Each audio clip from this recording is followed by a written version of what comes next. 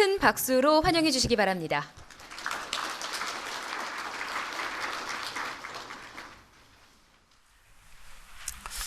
안녕하십니까. 저는 농촌진흥청 국립농업과학원 김상철입니다.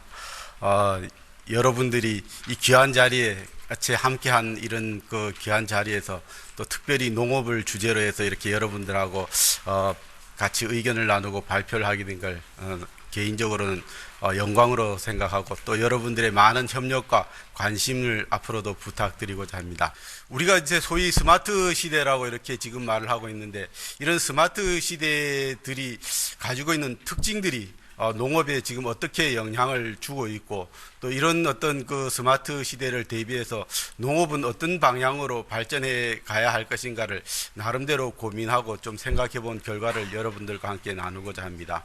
그리고 두 번째로는 이런 어떤 그 사물 통신과 또 사물 인터넷 기술들이 농업에 적용된 사례와 또 이런 그 앞으로의 가능성에 대해서 여러분들과 이제 의견을 한번 나눠보고자 합니다. 마지막으로는 이런 사물 인터넷 기술들이 농업에 적용이 돼서 농업을 어떻게 변화시킬 건가 하는 관점을 여러분들에게 말씀드리는 순서로 진행하도록 하겠습니다. 이 그림은 그 패드를 만든 그런 그 애플사에서 애플사에서 이제 그 홍보용 동영상으로 만든 것 같습니다. 근데 이 동영상이 실행이 안 되네. 예, 그는 이제 그 여기서 동영상이 주된 그 내용은 사람은 이제 그 태어나면서부터 이렇게 지금 최근에 어린아이들은 이런 그 패드나 탭 같은 이런 스마트 기기들을 장난감이나 또는 그런 이런 그림책으로서 이렇게 접하게 된다는 겁니다. 그래서 이런 스마트 기기들을 갖다가 가지고 놀던 이런 어떤 습관들이 종이로 된 이런 그림책이나 잡지를 줬을 때도 똑같이 적용이 되게 된다는 겁니다. 그래서 이런 종이로 된 잡지를 갖다가 줌인하거나 클릭을 하기 위해서 눌러봐도 반응이 없습니다. 아마 이게 고장이 났나 하고 지금 어린이가 상당히 고민하고 있는 이런 모습입니다. 그래서 이 고장난 것들의 원인을 한번 찾아보고자 노력합니다. 그래서 눌러봤을 때도 반응이 없으니까 내 손가락이 고장났나 하고 자기 이제 다리에 대고 한번 눌러보니까 손가락은 별 이상이 없는 것 같은데 이 동작이 안 되는 겁니다. 아마 이 어린이는 나중에 커서 생각할 때, 그때 고장난 어떤 그런 그림책이 내한테 고통을 준 기억이 있구나, 이런 것들을 아마 기억하게 될 겁니다. 그래서 이렇게 울게 되면은 엄마가 이제 이런 스마트 패드를 갖다 주게 될 것 같으면은 그제서야 이제 잘 가지고 논다는 이런 어떤 내용의 줄거리입니다. 그래서 아무튼 이런 그런 스마트 기기들이 지금 우리 어린아이들이 태어나면서부터 접하게 되고 이런 것들을 통해 가지고 이제 지금 우리 세대들하고는 완전히 다른 어떤 그런 어떤 스마트 지능 또 스마트 어떤 그런 기기의 문화에 이렇게 익숙해진 그런 세대들로 자라나게 된다는 것입니다. 그래서 나름대로 저희가 정리해 본 어떤 스마트 이런 시대의 특징들이라고 할 것 같으면 제가 이제 이니셜로 이렇게 한번 이렇게 정의를 해 봤는데 이런 어떤 스마트 시대의 특징들이 속도를 아주 빠른 걸 갖다가 이렇게 중요시하고 빠른 게 또 경쟁력이 되고 빠른 걸 갖다가 이렇게 선호하는 이런 쪽의 어떤 문화로 발전해 가는 것 같습니다. 그래서 많은 부작용도 있고 또 이런 것들이 어떤 우리 생활의 그런 이 편리함도 있지만은 또 다른 어떤 그런 어두운 측면도 있는 것 같습니다. 그래서 이런 것들이 조화롭게 스마트 시대에 해결돼야 될 과제로서도 생각되기도 합니다. 그리고 또 하나는 모빌리티라고 할 수 있겠습니다. 그래서 스마트 기기를 우리가 갖고 있으면은 결제도 이동하면서 할 수 있고 또 움직이면서 지하철을 타고 가면서 이메일도 확인할 수 있고 다양한 작업들을 움직이는 동안에 이렇게 할 수가 있습니다. 그래서 이런 어떤 모빌리티가 증가되고 또 스마트 기기만 있으면은 못할 게 없습니다. 편리하면 이루 말할 수가 없습니다. 그래서 그런 어떤 결제라든지 이메일 확인이라든지 스마트 기기로 우리가 비디오를 본다든지 게임을 즐긴다든지 다양한 이런 편리함들을 추구할 수가 있고 또 스마트 기기만 있으면은 지겨운 게 별로 없습니다. 즐겁게 우리가 그 이런 시간들을 갖다가 과거에는 뭐 기다리는 시간이 지루하고 이렇게 힘들었지만은 전철만 타도 이렇게 보면은 전부 다 고개 숙이고 뭔가 뭐 TV를 보는 사람, 게임을 하는 사람, 메일을 확인하는 사람, 시간 가는 줄 모르고 스마트 기기를 이용하고 있습니다. 이런 어떤 특징들이 또 하나의 특징은 이제 그 소통의 시대입니다. 그래서 스마트 기기를 통한 이런 소통이 인간 생활의 어떤 그런 그 관계의 변화를 갖다가 가져오지 않을까 하는 이런 전망을 해보기도 합니다.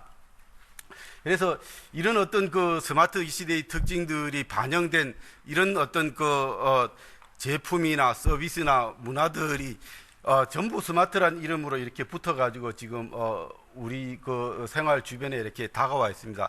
물론 농업도 그 분야 중에 하나라고 할 수가 있겠습니다.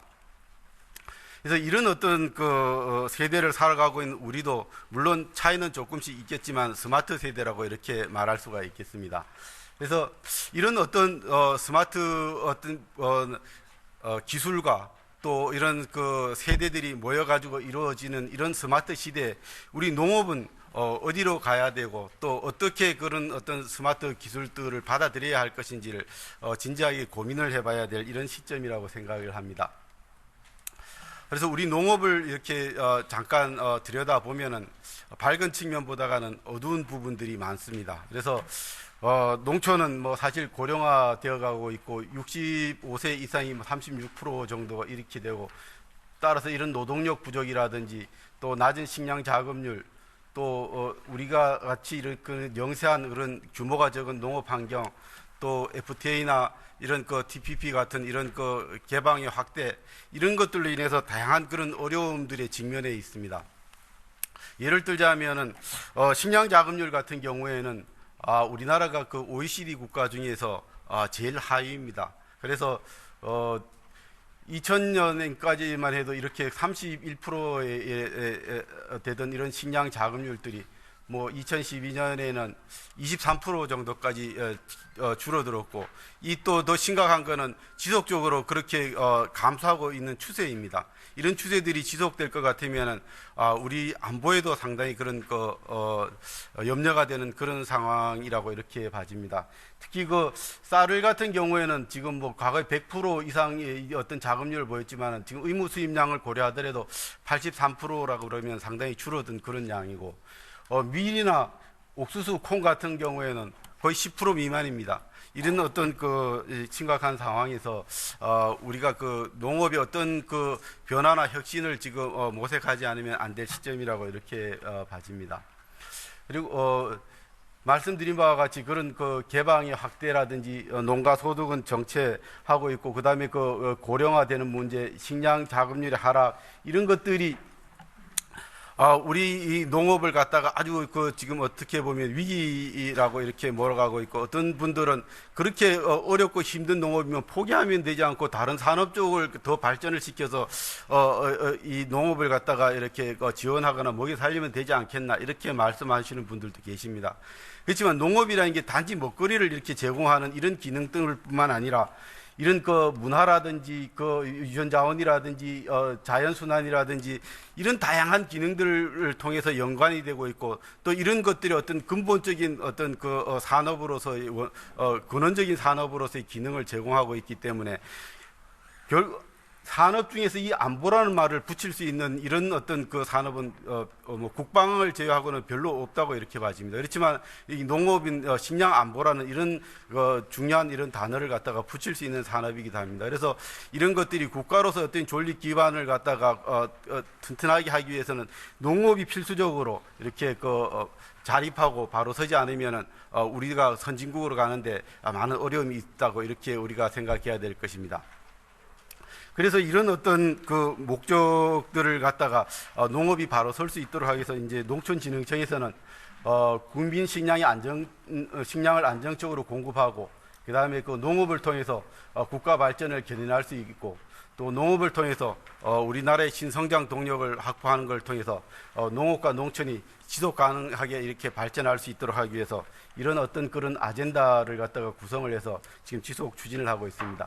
이런 그 아젠다의 핵심적인 어떤 기술적인 요지는 역시 키워드로 보면은 스마트라고 할 수 있겠습니다. 그래서 농업에서 이렇게 추구하는 스마트 기술이라 하면은 과거에는 농민들의 어떤 경험이나 감각에 의존해 왔던 이런 어떤 기술들을 이제는 센서라든지 정보라든지 네트워크를 통해 가지고 이런 그 정보를 수집하고 이런 수집된 정보들이 기계 장치를 통해서 현장에서 농작업으로 이렇게 이루어질 수 있는 메카트로닉스 기술, 또 과거에는 사람의 어떤 그런 감각적인 판단이나 직관에 의존해 왔다면은 컴퓨터가 판단하는 인공지능 기술들, 사람이 하기 어려운 그런 힘든 일들을 갖다가 대신해 줄 수 있는 로봇 기술들, 또 농민이 직접 가지고 이런 농장을 갖다가 모니터링하고 컨트롤할 수 있는 이런 태블릿 스마트 기기 기술들, 이런 것들이 이제 복합적으로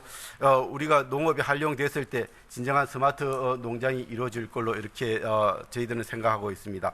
그래서 앞으로 이런 그런 사물 통신을 기반으로 한 스마트 농업들이 농업에 가져올 변화라고 할 것 같으면은 유통이라든지 생산이라든지 소비, 이런 모든 전 분야에 걸쳐서 다양한 변화를 가져올 걸로 생각됩니다. 구체적으로 보면은 생산 분야에서는 이런 그런 유비쿼터스라든지 센서 네트워크, 이런 것들을 통해서 노지 농업, 또 이런 식물 공장과 같은 시설 농업, 이런 것들을 갖다가 이 네트워크로 연결해서 효과적으로 생산하고 고품질의 농작물을 갖다가 보다 많은 생산량을 생산할 수 있도록 이런 기술들이 사물지능통신이나 스마트 기술을 통해서 이루어질 걸로 봐집니다. 그리고 이제 유통이나 소비 분야에도 마찬가지로 이런 SNS 기술이라든지 또는 그런 아이덴티피케이션 기술, 사물을 인지하고 식별하는 이런 기술들이 농업에 주로 적용이 되어서 농업을 갖다가 스마트화한 이런 그런 우리나라의 성장 동력으로 이렇게 이끌어갈 걸로 이렇게 생각이 됩니다. 생산 분야를 구체적으로 보면은 과거에는 우리가 농민들이 이런 경지에다가 이렇게 비료를 주거나 농약을 뿌릴 때도 그저 전면적으로 이렇게 살포를 해 갑니다. 그런데 실제로 이런 토양 센서나 이런 것들을 이용해 갖고 이 지점을 갖다가 측정을 해 볼 것 같으면은 어떤 부분에는 비료 성분이 영양분이 많은 땅도 있고 또 적은 땅도 있고, 실제로 수확할 때도 저희가 측정을 해 볼 것 같으면은 똑같이 비료도 두고 농약도 줬는데 어떤 부분에서는 10kg가 나오는 땅이 있고 어떤 부분에서는 7kg가 나오는 땅이 있고 어떤 데에서는 또 12kg가 나오는 땅이 있고, 이렇게 똑같은 이런 비료나 농약이나 농자재를 투입했음에도 불구하고 서로 다르게 이렇게 산출이 된다는 거죠.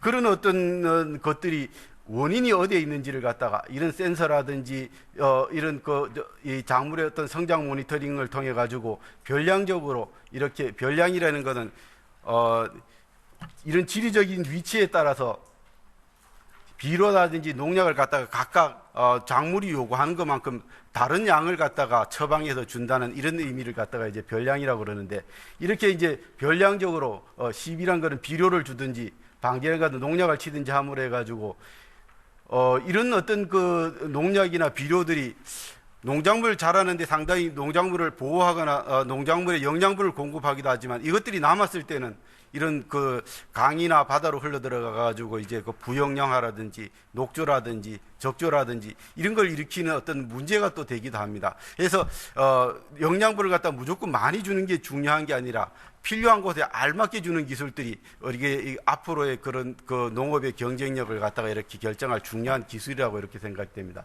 그래서 노지 농업 쪽에서는 이런 기술들이 스마트 기술로서 이렇게 핵심적인 기술로서 이렇게 자리 잡을 걸로 생각이 됩니다. 그리고 요 그림들은 이따가 시간이 되면은 제가 패널 토의 시간에 보여드릴 수 있으면 보여드리도록 하겠습니다. 그래서 이런 자율주행이나 로봇 기술들이 지금 이런 스마트 기술의 도구로서 개발되고 이용을 준비하고 있다는 단계를 말씀드릴 수 있고, 그다음에 이제 이런 시설 안에서 이런 센서라든지 이 이런 로봇들이 컨트롤러의 어떤 제어 신호나 판단에 따라 가지고 농사를 갖다가 짓는 이런 어떤 시스템들도 지금 계획이 되고 또 시험 과정에 있고 개발 중에 있습니다. 이것은 이제 농촌진흥청에 있는 그런 식물공장 어떤 모델이라고 소개를 드릴 수가 있습니다. 그 유통 분야에서도 과거에는 뭐 공판장에 내든지 경매에 내든지 하나의 선택만 할 수 있었던 이런 농민들이 지금은 이런 다양한 인터넷이라든지 통신 기술을 통해서 내가 경매를 할 건지 도매를 할 건지 저장을 할 건지 직거래를 할 건지 이걸 선택할 수 있게 됐다는 겁니다. 그리고 또 과거에는 뭐 꼭 농작물을 뽑아 가지고 공판장에 갖고 가야 되던 것들을 스마트폰을 통해서 카메라를 통해서 이렇게 내 농장을 갖다가 내가 재배한 작물을 보여주고 스마트폰으로 경매도 할 수 있는 이런 시스템들도 곧 도입될 걸로 이렇게 생각이 됩니다. 그리고 이분은 과거에 이제 한 5천만 원 정도의 어떤 그런 이 딸기 농사를 짓던 이런 농장이었는데 이런 SNS 기술과 또 통신 기술, 인터넷들을 갖다가 적절하게 활용하고 또 소비자들과의 네트워크를 통해서 지금 소득이 한 2억 정도인 이런 농가로 발전한 사례들입니다. 그래서 이런 어떤 사물 인터넷이나 또는 그런 이 통신 기술들이 농가의 소득을 갖다가 높일 수 있는 아주 그런 핵심적인 기술로서 이렇게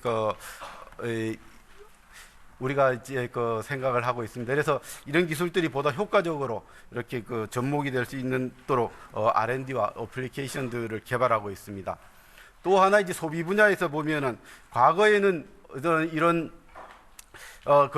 농작물들을 그냥 뭐 겉에 외관의 품질만 보고 샀다 그럴 것 같으면은 지금은 이런 바코드나 QR코드를 통해 가지고 우리가 이력을 줘야 한다든지 하면은 이 농작물은 누가 어디에서 어떤 조건에서 재배했는지를 갖다가 알 수 있게 됩니다. 그래서 내가 원하는 어떤 그런 친환경 농작물인지 아닌지를 갖다가 식별할 수도 있게 되고 또 하나 볼 것 같으면은 스마트 시대의 변화라고 할 것 같으면 이런 이제 소비자들이 어떤 소비 권력으로서 이렇게 등장하기 때문에 해가지고 이런 보다 품질 좋은 상품들을 갖다가 싸게 구매하는 이런 어떤 이 농작물의 소비 패턴도 나타나게 되는 걸로 봐집니다. 그리고 또 하나의 어떤 그런 변화로 볼 것 같으면은 과거에는 농작물만 이렇게 팔던 이런 어떤 이 소비 시스템에서 우리 농업에서도 이제 6차 산업이라고 해서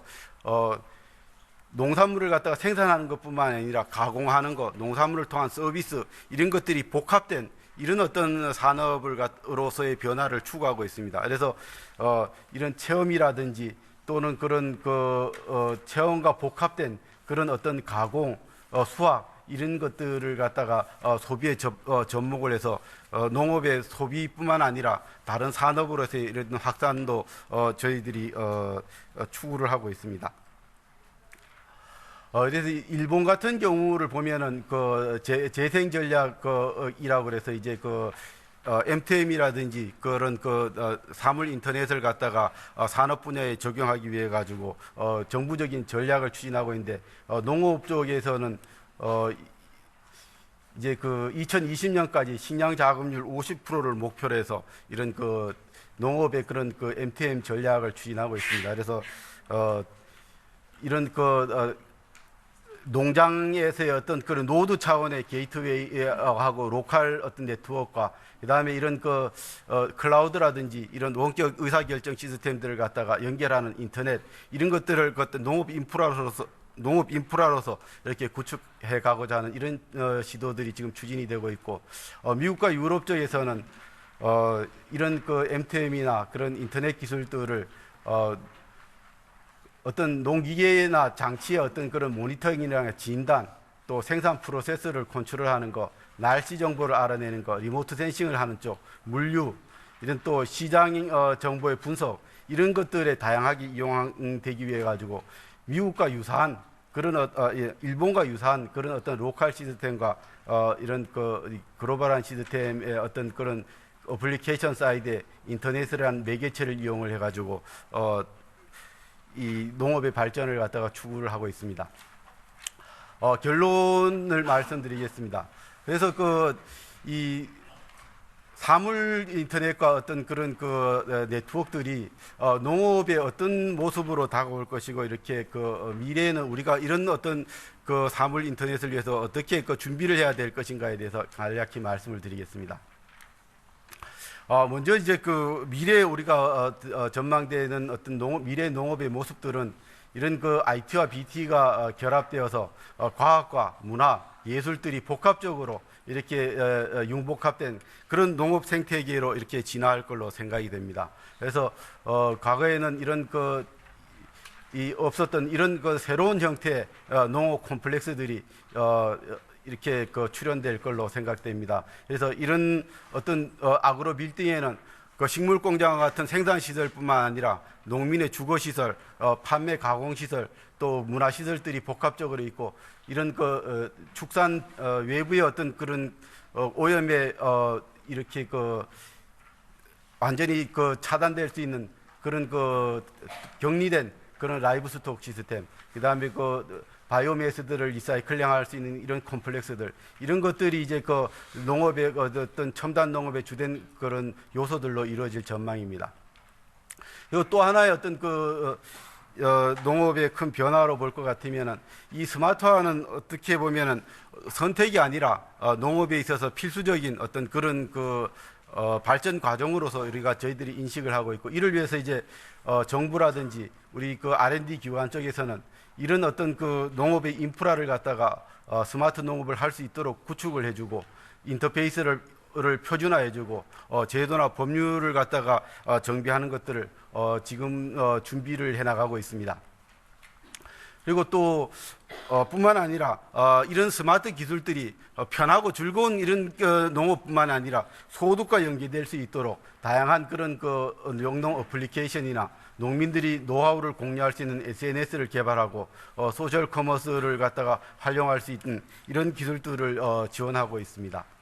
그리고 또 하나의 어떤 그런 스마트 시대의 제일 장점이라고 할 수 있는 그런 감성과 신뢰 기반의 산업으로서 농업을 발전시켜 나가기 위해서 저희들이 농산물의 안전성이라든지 이런 스마트 감동을 갖다가 유도할 수 있도록 이런 복합된 그런 농업과 문화, 레저, 이런 상업과 같은 이런 복합화 전략을 개발을 추진하고 있습니다. 이런 어떤 것들이 효과적으로 이렇게 완성이 되고 추진이 된다면은 우리의 그런 농업의 산업적인 불리함을 극복을 하고 국가 성장 동력으로 이렇게 발전할 수 있다고 생각됩니다. 그래서 이것은 이제 다산 정약용 선생이 500년 전에 제시한 농사를 편하게 질 뿐만 아니라 농사를 통해서 돈을 벌 수 있고 농업인이 직업으로서 자부심을 가질 수 있는 이런 어떤 농사로서 농업으로서 이렇게 발전해 갈 수 있을 걸로 기대가 됩니다. 그래서 이런 어떤 기술 개발과 정책들을 통해서 우리 박근혜 정부가 추진하고 있는 140대 국정과제 중에 20여 개가 현재 농업과 관련된 이런 과제들입니다만, 이런 것들을 효과적으로 달성하고 이를 위한 그런 농정의 3대 축인 농업인의 소득 증대, 또 농촌의 복지 증진, 그리고 농업의 경쟁력을 향상을 통해서 이런 어떤 우리가 추구하고 있는 이런 농업의 또는 농촌의 발전 목표를 달성할 수 있을 걸로 생각됩니다. 이를 위해서 국민 여러분들과 또 여기에 모이신 과학기술자 여러분들의 많은 협력과 또 관심을 지속적으로 가져주시기를 부탁드립니다. 이상으로 발표를 마치겠습니다. 감사합니다. 국립농업과학원 김상철 박사님이었습니다. 발표 감사합니다. 네, 이번 키스텝 YTN 사이언스 공동 포럼을 통해 사물 인터넷에 대해서 보다 많이 이해할 수 있었던 것 같습니다. 양 기자 수고하셨습니다. 네, 지금까지 과학의 달을 맞아 준비한 키스텝 YTN 사이언스 공동 포럼 생중계를 마칩니다. 시청해주신 여러분 고맙습니다.